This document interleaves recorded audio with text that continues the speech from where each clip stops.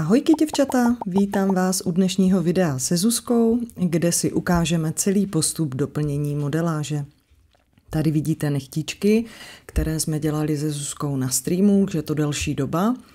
A teď si ukážeme doplnění této modeláže. Já jsem si vzala karbidovou fresku, kterou jsem zakoupila na veletrhu v Praze.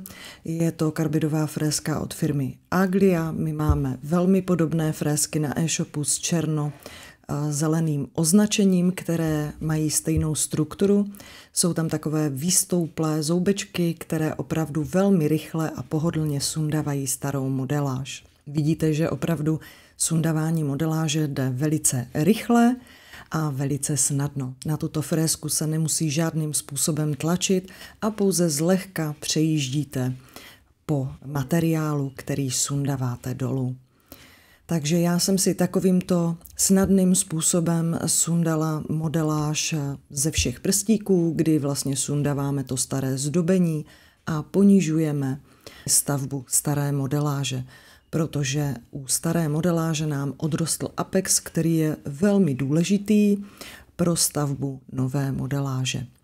A pokud nevíte, co je to apex, můžete mrknout na mé starší video, kde vše důkladně vysvětlujeme, co je to apex a co je to C-oblouk, abyste neměli zmatek v pojmech.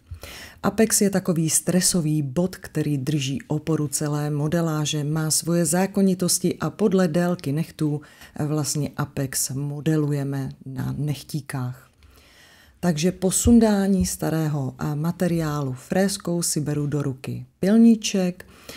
Tady na starý materiál si beru hrubší pilníček o hrubosti 100, protože potřebujeme doladit starou modeláž, tak aby nám na modeláži nebo na tom podkladu nevznikaly nějaké velké hrbolky, aby nám to opravdu krásně navazovalo k přírodnímu nechtu. Také upravujeme volný okraj, protože Zuzka má nechtíky takové, že se jí stáčí směrem dolů, její přírodní nechtíky samozřejmě, takže se snažíme upravovat i tu starou modeláž, kdy se snažíme ten volný okraj mírně zvedat, aby manipulace s těmito nechtíky pro Zuzku nebyla obtížná a takové ty orláčky by jí mohly samozřejmě u práce zavazet neboli vadit. Po začištění pilníčkem už si beru korundovou fresku. Korundovou freskou se snažím vždy vyčistit boční nechtové valy a také hlavní proximální nechtový val. Vyčistit znamená odstranit přebývající zrohovatělou kůži a také kutikulu, která bývá přilepená na přírodním nechtíčku a odrůstá s přírodním nechtem z kořene nechtu. Takže hlavně u toho hlavního proximálního nechtového valu, kde bývá kutikuly nejvíce, se snažím jemným způsobem tuto kutikulu odstranit, aby nám nezůstávala na přírodním nechtu a my se nepřilepili ať už podkladovou bází nebo stavebním materiálem. Poté zastříháváme přebytečné kůžičky. Toto zastříhávání přebytečných kůžiček je pouze z estetického hlediska, jinak nemá žádný vliv nebo funkci na modeláž. Odstraňujeme tedy proto, aby ruka vypadala čistým a pěstěným vzhledem. Samozřejmě někdo má kůžičky, které často a hodně přerůstají, protože tyto kůžičky chrání nechtový kořen a celkově vám chrání nechtík před mikroby, bakteriemi a různými infekcemi. Tuto přebytečnou kůžičku odstraňujeme, jak jsme si říkali, tedy pouze z estetického hlediska, aby příliš dlouhá kůžička nám nezasahovala do modeláže. Samozřejmě i nám se bude lépe modelovat, když ta kůžička tam nebude. Bude pro nás naší práce, aby jsme se materiálem nedotýkali kůže. Takže po zastřížení kůžičky já si ještě umývám dezinfekcí a čistím si nechtové lůžko od zbytečného prachu nebo přebytku kůžičky z obrušování. Poté nanáším tekutinky, jako první tekutinku nanáším Nail Prep, která slouží k dehydrataci a odmaštění přírodního nechtu. Tuto tekutinku nechávám zaschnout na nechtu a poté nanáším kyselý primer. Může se vám zdát, že často tyto tekutiny používám, ale je to z toho důvodu, že Zuzka má docela také náročnou práci, kdy opravdu hodně namáhá nechtíky, také vlastně pomáhá v restauračním zařízení, kde vystavuje ty nechtíky neustálému mokru. Takže jsme dali opravdu vlhkým štětečkem kyselý primer a poté Ultrabond. Po zaschnutí všech těchto tekutinek nanáším tenkou vrstvu čiré báze. A tuto vrstvičku nanáším opravdu ve velmi tenké vrstvě, tak, aby mi vlastně okopírovala celý přírodní nehet. Snažím se nanášet důkladně a zamasážovat do přírodního nehtu. Na povrchu, kde jsme měli starý materiál, nic zamasážovávat nemusím, protože gel na gel opravdu přilne velmi dobře. Jedná se spíše o přírodní nehet, tak aby nám v narušeném nechtíku nevznikaly bublinky, aby jsme tuto bázi krásně vetřeli do přírodního nehtu a tím krásně propojili modeláž.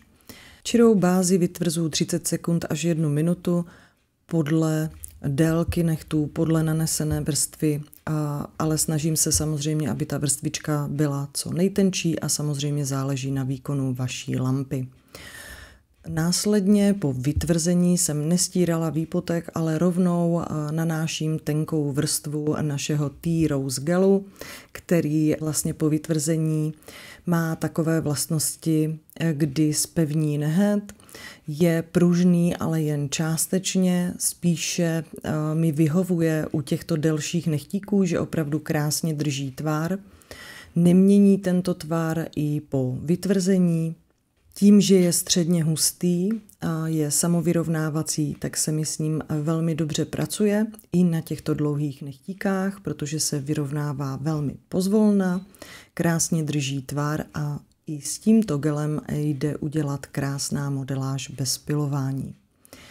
Takže nanesla jsem si takovou tu tenkou vrstvičku, kterou jsem ohraničila nebo orámovala celou plochu nehtu a poté už jsem si nabrala takovou tu kuličku materiálu, kterou jsem rozmodelovala na nehtu. Já i u těchto gelů používám obracecí metodu, i když tento gel je středně hustý a pomaleji se vyrovnává na nechtíku. Přesto, když ruku otočíme, dává nám dostatek prostoru, aby jsme si krásně namodelovali tak, jak potřebujeme. Poté ruku otáčím, kontroluju si, zda mám ve správných místech apex a zda se mi materiál krásně rozlévá po nechtíku, tak, jak si to představuji, nebo tak, jak by ten nechtík měl podle mě vypadat. Takto pokračuju u všech prstíků a modeláž dělám takto po jednom prstu, protože, jak jsem již říkala, tento středně hustý samovyrovnávací stavební gel, kdybych modelovala na všechny 4 prsty najednou, tak by samozřejmě nedržel ten tvar, začal by mi zatékat a práce by byla zbytečná. Takže takto střídáme se Zuzkou pravou a levou ruku a postupně namodelujeme všechny nechtíky. Po vytvrzení si stírám výpotek, protože při vytvrzování nám vystupuje nadbytečný gel, který lepí a my si ho stíráme, aby nám potom nepřekážel při lakování gel lakem. Některé stavební gely mají příliš husté výpotky a opravdu nám dají zabrat při následném lakování, kdy se lak velmi rozpíjí a snaží se nám zatékat po tomto hustém výpotku. Z tohoto důvodu si stírám výpotek a na takový ten otřený suchý povrch si lakuju gel lakem, kdy se mi daleko lépe lakuje. Gel lak mi nikam nezatéká, je to taková čistá práce, kdy mohu takto tenkým štětečkem krásně dotahovat až těsně ke kůžičkám, aby modeláž vypadala hezky, nebyly vidět brzy odrosty a samozřejmě, aby nám tento lak zabalil celou modeláž. My jsme u Zuzky vybrali barvičky, které byly nejblíž jejímu výběru, kdy si vybrala barvičky nebo vybrala vzhled nechtíků Pinterestu nebo z Google obrázků, už si úplně 100% nepamatuju, ale aby jsme přiblížili tu barvičku, tak jsme zvolili naše Spring Gel laky, které miluju pro jejich střední hustotu, ale velmi dobrou pigmentaci. Když se podíváte, jak vypadá jedna vrstva modré barvičky, tak vidíte, že opravdu velmi dobře kryje a ta pigmentace je u těchto gel laků opravdu nádherná. Tyto gel laky svádí dávat ve vyšší vrstvě, ale upozorňuji, že to není dobrý nápad, protože žádný gel lak by se neměl dávat v příliš vysoké vrstvě, abyste neměli problémy s jeho vytvrzením. Gel lak se na povrchu může zdát krásně vytvrzený, ale pod jeho vytvrzenou krustou se může skrývat tekutý gel lak, který by vám po týdnu zničil celou práci. Takže opravdu tenkou vrstvičku a vytvrzovat zhruba 1 minutku v lampě. Díky tomu, že má velmi silný pigment, raději vytvrzuju 1 minutu, abych měla jistotu, že gel lak bude opravdu dobře vytvrzen. Na prsteníčku jsme zvolili Twinkle gel lak. Je to z kolekce gel laků pro alergiky, kdy jsou nádherně třpitivé. U Zuzky jsme dávali 2 vrstvičky, protože Zuzka má ráda hustý, třpitivý vzhled nechtíků. Když už ty třpitky dáváme, tak ať už se krásně třpití. Na závěr zatopujeme naším opravdu nejlepším výrobkem z e-shopu, nebo dá se říct jedním z nejlepších výrobků našeho e-shopu, a to je top tekuté sklo. Tento top je opravdu skvělý a vydrží velmi dlouho lesklý. Na závěr dáváme výživný olejček, který vmasírujeme do pokožky v okolí nehtu.